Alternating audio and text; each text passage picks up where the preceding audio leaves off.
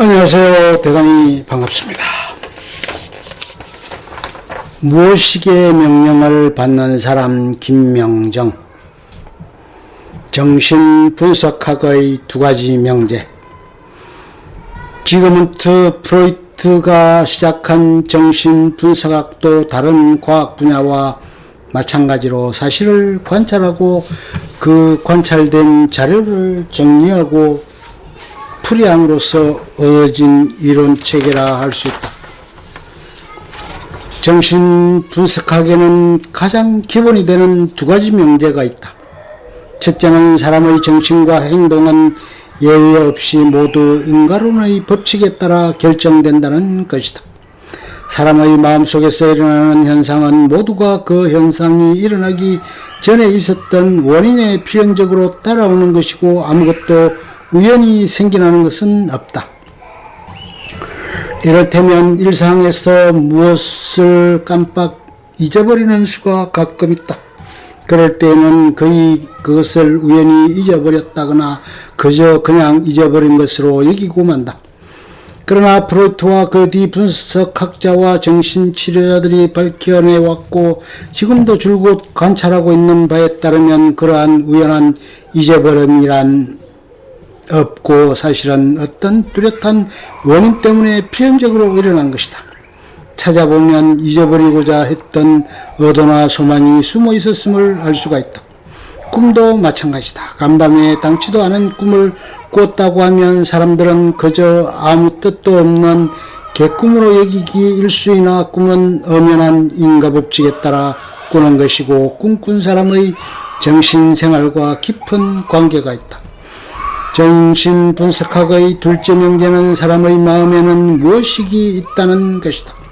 전통의 심리학의 연구 대상이 거의 예외 없이 의식 세계였던 데 견주어 정신분석학은 모든 상황에서는 의식이 닿지 않는 깊숙한 곳에 숨어있는 무의식을 대상으로 하기 때문에 이를 이른바 심층심리학이라고 부르기도 한다. 사람의 마음에는 보통 자신이 알아차리지 못하지만 그의 마음과 행동 전반에 걸쳐 영향을 미치는 무의식의 과정이 있다. 이를테면 어떤 순간에 전혀 뜻이 없어 보이는 자잘한 느낌이나 생각이 우연히 떠오른다. 그럴 경우 그 느낌이나 생각이 바로 앞의 느낌이나 생각, 어떤 경험과 아무 관련이 없어 보일 때도 그것은 어떤 무의식의 영향을 받아 반드시 떠오르지 않을 수 없었다는 말이다. 우리가 뜻하지 않게 어떤 실수나 실언을 하는 경우도 마찬가지다. 이를테면 하기 싫은 일이나 괴로운 일은 잘 잊어버린다. 외상값 같은 일도 잘 잊기 쉽다. 그러나 애인과 만날 약속을 잊는 일은 드물다.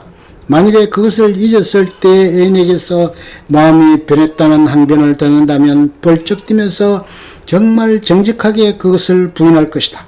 그러나 실제로 적어도 무의식 속에서는 마음이 변했을 수도 있다.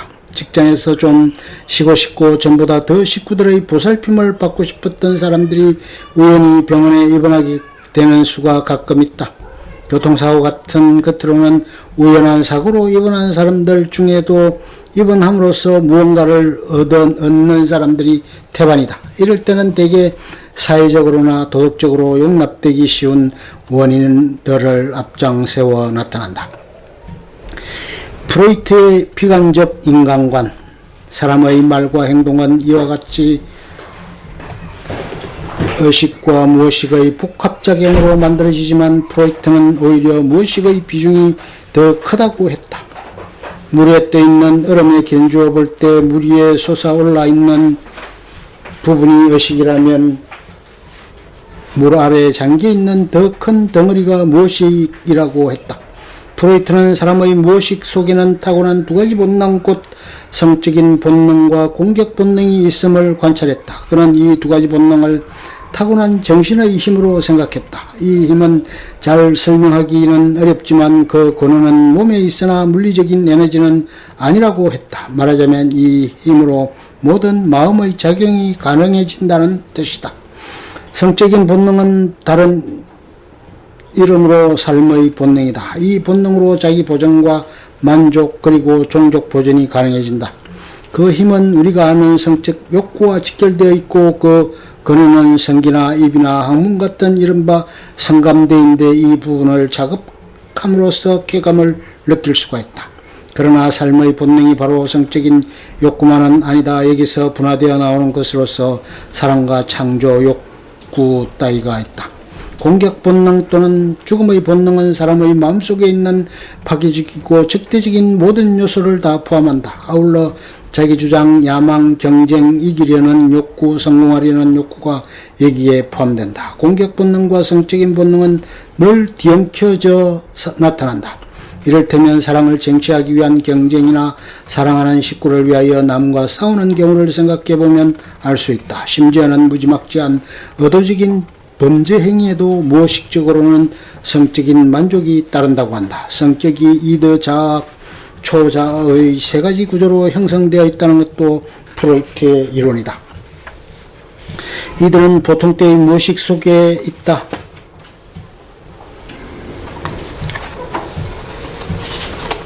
원시적이고 생물적인 충동을 통틀어 이들하고 하는데 이러한 본능 충동은 위에 쓴 대로 성적인 본능과 공격 본능으로 구분할 수가 있다.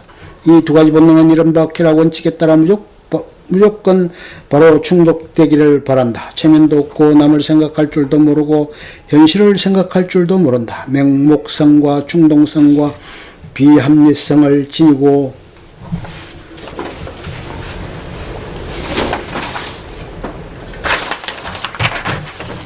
있고 통일된 논리체계가 없다.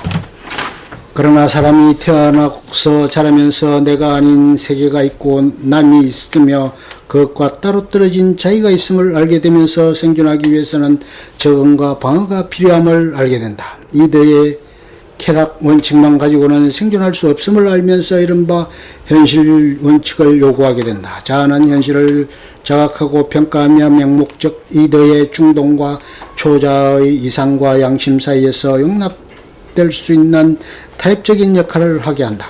자아는 지각, 사고, 감정, 행동을 통하여 현실과 만나고 평가하고 판단하고 타협하고 해결하고 방어한다.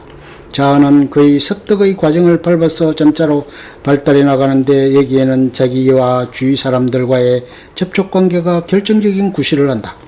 그러나 프로이트가 본 자아는 약하다. 이들을 부리기보다 그 눈치를 보고 잘 모셔야 하는 처지이다. 따라서 이들을 통제할 수도 있지만 대개는 부분적인 통제에 그친다.